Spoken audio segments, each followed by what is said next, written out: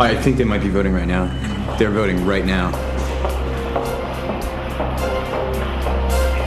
Mr. Chairman, I rise today in strong opposition to the Hinchey Amendment.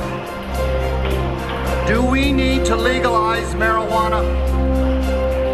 This amendment has nothing to do with legalizing marijuana. The use of marijuana to relieve the pain of victims is well known. Marijuana is a dangerous drug that is not adequately respected by the young people of this country. Marijuana is not harmless. It dulls the brain. The people who are suffering and dying. The message we're sending to our children against today. This amendment have nothing to do with this amendment. If they hadn't spent years. Marijuana is ill. Marijuana is a. With all due respect to all of you, butt out.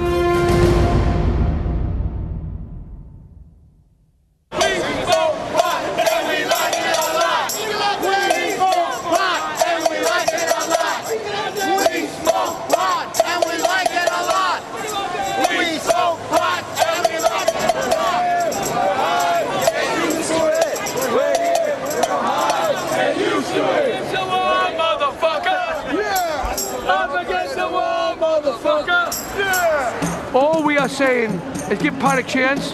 Let my life live in freedom. We all have the right to smoke weed. Let my life live in freedom. We all have the right to smoke weed. Marijuana, yeah. Come on in, join us. It's destroying our Constitution, the senseless, endless, wasteful war on drugs. What was the other point I just had?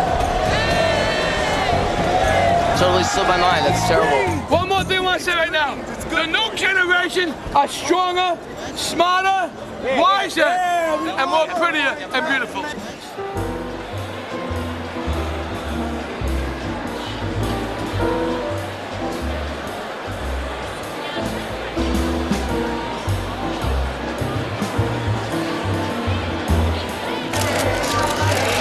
One more. That's perfect.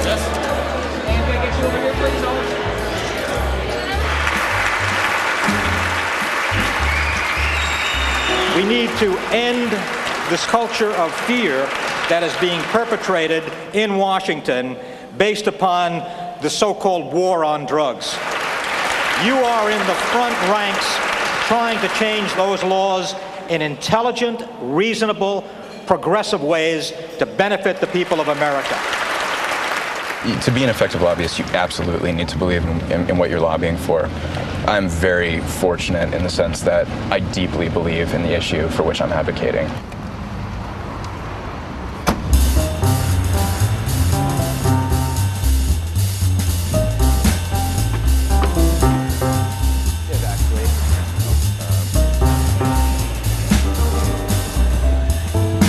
Other spending bills, though. Congress in 60 days will be voting on whether or not to stop arresting cancer patients and AIDS patients who use medical marijuana in states which have allowed medical marijuana laws to pass. Okay, cool. Can you just verbally brief me really quickly? What's My goal is to get 218 votes on the floor of the U.S. House of Representatives for the Hinchey-Rohrbacher medical marijuana amendment. Going to 236 Mass Ave? We want to pass this amendment. We're not playing around. We're aiming to actually legalize medical marijuana.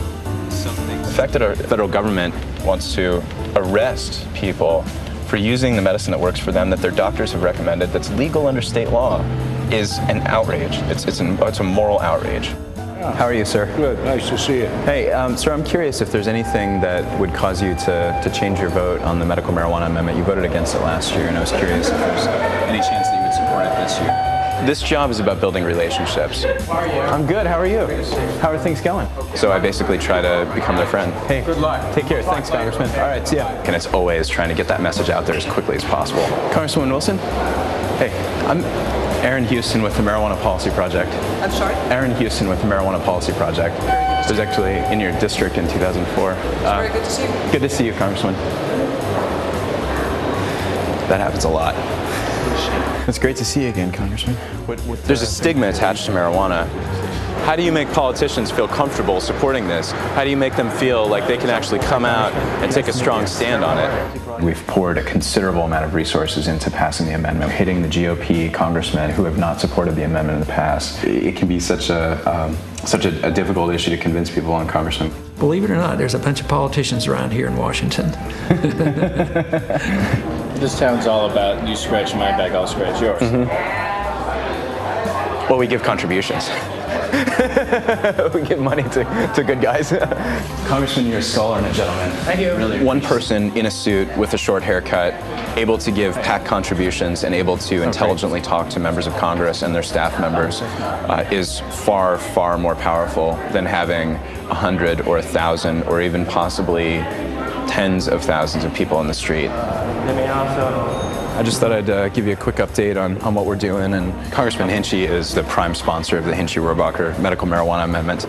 He's in a very strongly Democratic district, so he has the latitude to say some things and to do things that possibly other members might want to do but can't do because of the districts that they're in. And so we're going to continue to push it hard until we get it passed, and I think we do have a good chance of getting it passed this year. I think so too. The citizens of these United States have already made up their minds on medical marijuana. It's a consistent finding whether they get a chance to vote for it in a state ballot initiative or whether they're polled on it. Everybody says it's not just cruel and not just unusual, it's insane to be denying to sick people something that is of proven medical efficacy. That ought to be the end of the argument right there. The DEA does not recognize any initiative anywhere in the United States that promotes marijuana as a safe, harmless drug that can be used for medicinal purposes. The issue of medical marijuana is not something that ought to be decided by popular referendum. I'm really pleased by it. We have a whole scientific process that served this country damn well for a long, long time in determining that. You know, and you can make horrendous mistakes. There is a system, and it's basically at the Food and Drug Administration. That's where the issue of medical marijuana should be decided, and it should be decided by doctors and scientists. The reason people have not taken marijuana through this review process is because it can't pass. It won't pass. And so they want to go this other route. And, you know, good luck to them, because the science isn't there, and it's not going to be there tomorrow either. Of course marijuana has legitimate medical value. I mean, there's no question about that. The FDA came out with a statement saying that marijuana's got no legitimate medical value. They were just being political and dishonest about that, and they were criticized up the gazoo. What they meant was that there were no what are called phase 3 final clinical trials of the sort that pharmaceutical companies have to do to get a drug finally approved. But in fact, there's oodles of evidence about the efficacy of marijuana as medicine. It is not possible that any disease would ever be treated with smoked marijuana. Smoking is an unhealthy, dangerous, destructive drug delivery system. Smoking your medicine may be an unusual way of taking your medicine, but it works, and the reason so many people do it is because it works. It's just dumb. It's medically stupid.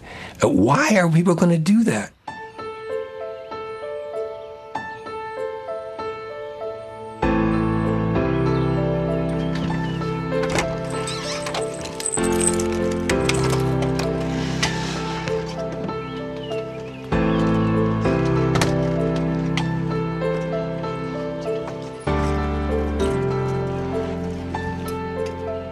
I was diagnosed with multiple sclerosis in October of 1994. So I graduated nursing school in 1992, and in 1994 I got diagnosed with MS, and in 1998 I had to leave a profession that I loved. I'm sorry. Okay. So, anyway, so I only got 6 years out of it.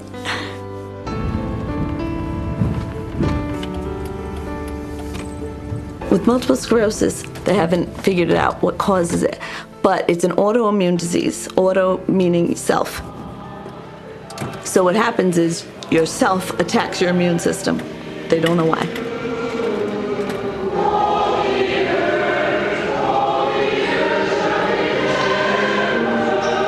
might have tingliness in my left hand one minute. My vision might be affected another, although that's been good lately, thank God.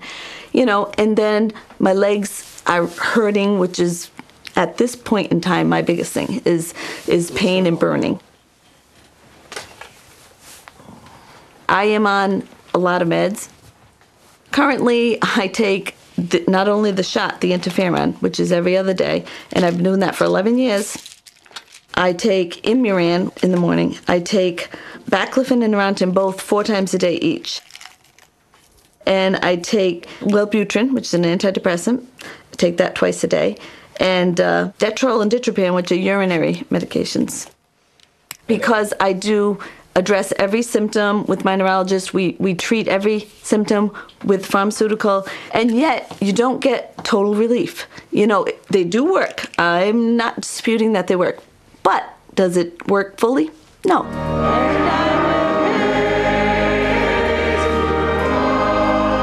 My son learned a lot about medicinal marijuana. And so he gathered some information and he came to me and said, "Gee, Ma, you know, have you ever thought of this?" I was willing to try it, give it a chance, but I didn't want to break the law. I didn't want to have to feel like a criminal, like, oh, I'm sneaking and God forbid I get caught. Now it's legal in Rhode Island.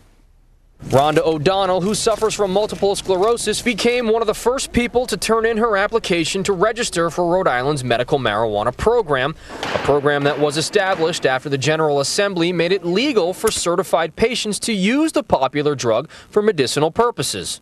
This is where people get the lines crossed sometimes. It's not legalizing marijuana for everybody at all, just for medical purposes with the doctor's recommendation. Are you the first one in Rhode Island to get the license? I think I am. I was the first one to apply, and I picked it up last week, yeah, so I officially have it. Well, that's you want to see it? Sure. 1 second. Okay, there we go. There you go. Look at this. Yeah. Now they issue it from the state. You go right to the Department of Health.